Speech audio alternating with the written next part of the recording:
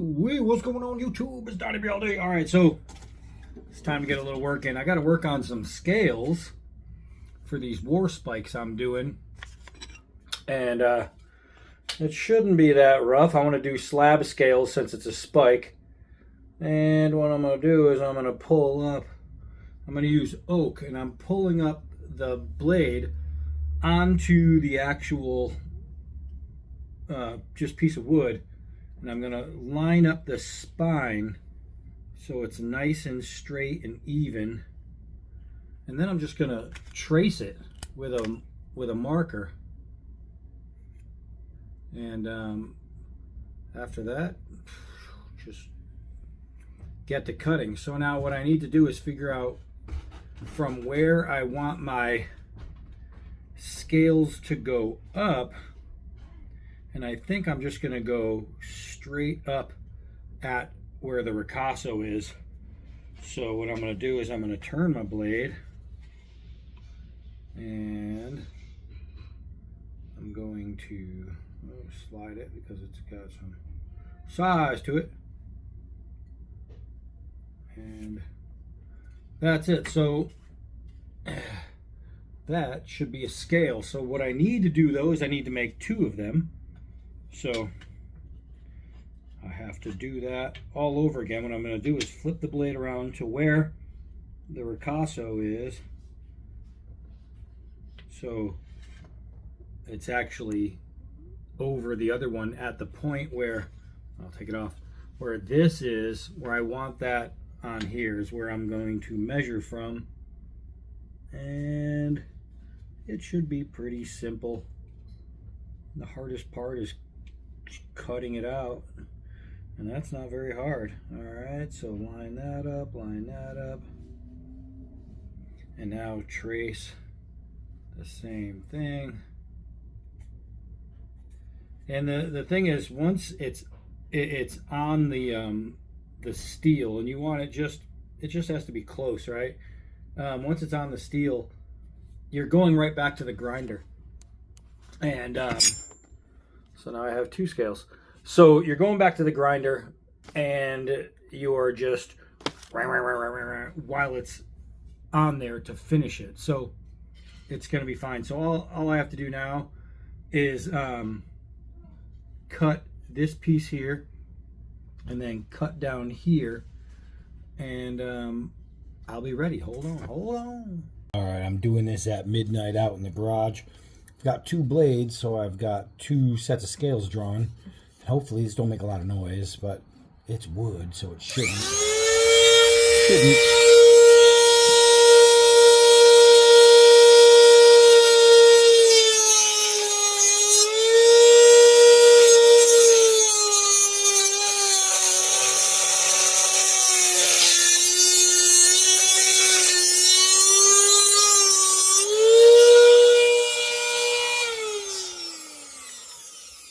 It should be just quiet enough to get done.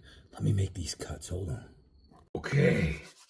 After midnight, I'm outside making knife scales. After midnight, I'm outside making scales. All right. So this should be the Tonto version. I had them set up. So that's going to be that one. It's going to have to be obviously worked up a little bit. So what I'm going to have to do is foist things. I need to measure where I want to put my holes, boop boop, and drill through the steel. So that's going to be that one, and make sure these at least line up a little bit. Oh, war spikes. So now the thing is, when you cut them slightly oversized from what you need them, so you can bring them down to size as you need it. That's gonna be good, man. So what I need to do is flatten these areas together so they're perfect. Mark my holes, drill the holes in here, and drill the holes in here. Then I need to fix it onto the steel and then I can start to shape away this wood. So that's what's next. Hold on. Okay, so I just had a duh moment. I marked my spots for my holes and almost started drilling that one.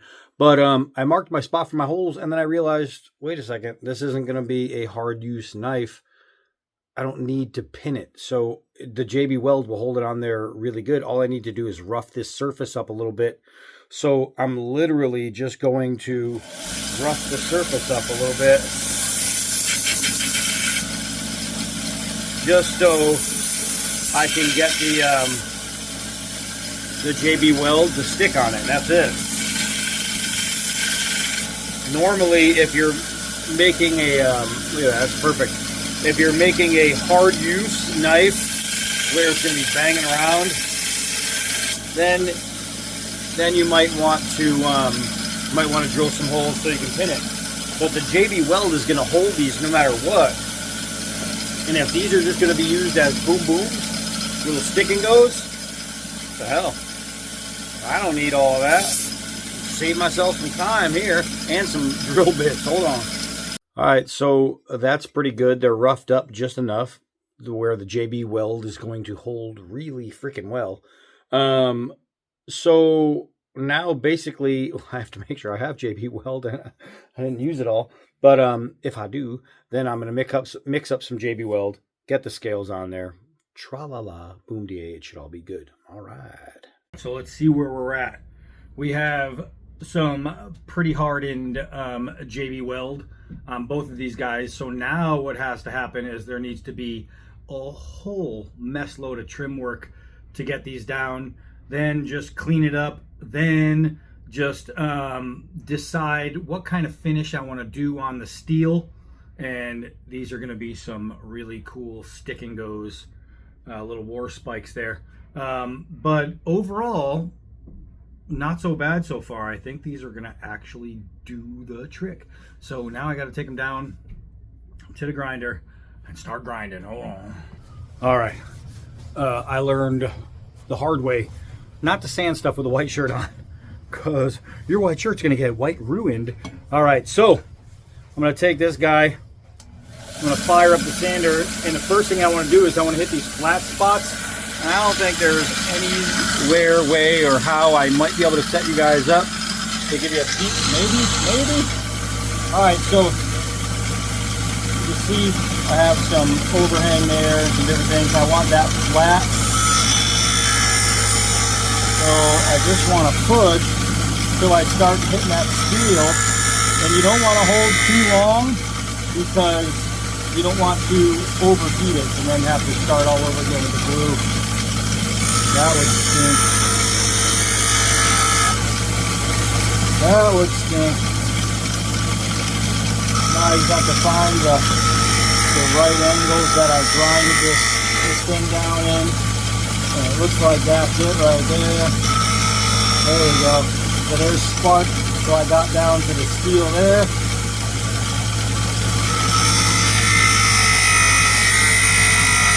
There's some spark, so I got down to the steel there.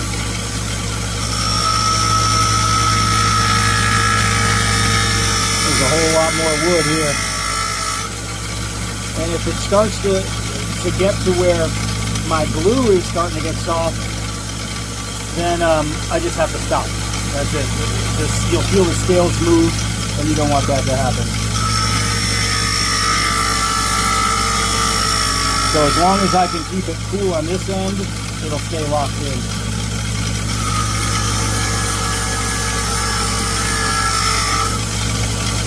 Alright, I'm going to keep on working on that, but you can see what's happening. Alright. So check these scales out. Oh, rounded edges, all nice and done. Are they perfect? Well, no, they don't have to be. There's nothing wrong with them. But are they perfect? No. But this thing right here, this little Tonto, it's an absolute killer.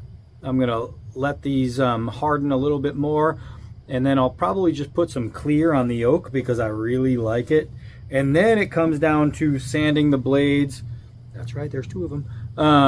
Sanding the blades and doing whatever I'm going to do with that. But this one's the nice little pokey. I'll tell you what, man, these things came out pretty darn good. Look at those handles, man. That's a handle of comfort right there. True full tang. Oh, comfortable. Depends on what style grip you like, and I'll let Scabber choose which one he likes. I did them both different so he can have an option. But I'll tell you what, these things are coming out. We are almost done. Almost to the done point. Keep going. All right, so it's yet another midnight, 12:03. And I'm going to come down here. Everything's looking pretty good. I have the shape down to how I want them. All the edges are all beveled nicely. It's really, really comfortable in the grip. It's not overly sharp here, but sharp enough to cut. It's sharp where it counts, and that's in the tip, since these are just complete stabbers. These are pokey pokies. Hokey pokey, turn yourself around. So basically, I had a couple ideas. I was going to do some grooves going this way throughout them, but I like the way they came out so much, and the oak is really nice. It has a beautiful grain. So I thought, why not just take some lacquer and put that on. So I'm going to try and crack this can open without spilling it everywhere. Hey, look at that. And that's what I'm going to do. I am just going to lacquer it up a little bit. And then all I'll have left is finishing the look of the blade, how I want the steel. So, yeah, see, that's just going to be nice and shiny and clean. And I'll show you in a second, I promise. It's just that. So you can see unlacquered, right? Look at this. Come on, man. That's just nice. So that's what it's going to be. I'm going to lacquer them both up, and I will show you. Hold on a second. All right, so those look really freaking nice. I'm just going to let those dry overnight. They'll be great in the morning, and then I finish off the blades. All right, so the color came out really, really nice on these things. This one, I have to say, is slightly more comfortable in the hand, maybe. I don't know. Oh, this one's longer. This one looks stronger, though, I'll tell you that. So this is what I have to do right now. I'm going to turn on the belt sander, and this one's almost where I want it anyway.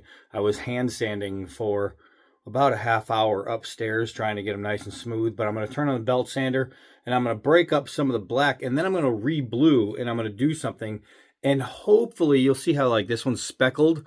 Hopefully I can make it almost raindrop looking in here if I scratch it right, and then when I blue it, I'm hoping it shines through. So here's to hoping. All right, so let's see where we're at. So you can see I did a semi-polish, that little triangle in there, right? So that'll look all right. I don't even know if I have to blue these now. This one I still might, but I really like what I did here. So I tried to go, you see how it looks like rain kind of streaks falling down? Really like that. And the plan was to blue over that, but came out so nice. I don't know if I'm gonna. I think I might just call these finished.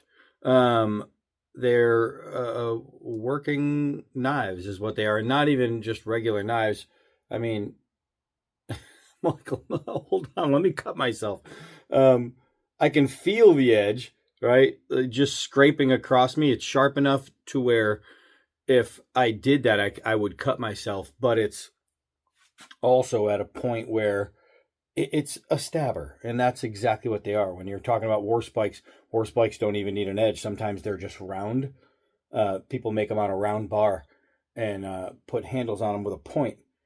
And I have to say, man, these are pretty cool. As far as what you're looking at wanting a war spike, man, I don't know. These will tear a hole in some flesh right here. These will tear a hole. I'm kind of liking the way this came out, man. This little Tonto. This Tonto tip is a fat tip. This is kind of beastly. This is really nice in the hand, too. Look at that. That's not so bad. All right, so my man Scabber, I will be seeing you in a week or something like that, and in Atlanta. Well, we'll do a little hanging out, and I'll bring both of these, so you get to choose which one you want. All right, so that's it, man. That is the War Spikes. Hi, I'm Donnie B all day. This took a long ass time. You guys have no idea. Until next video.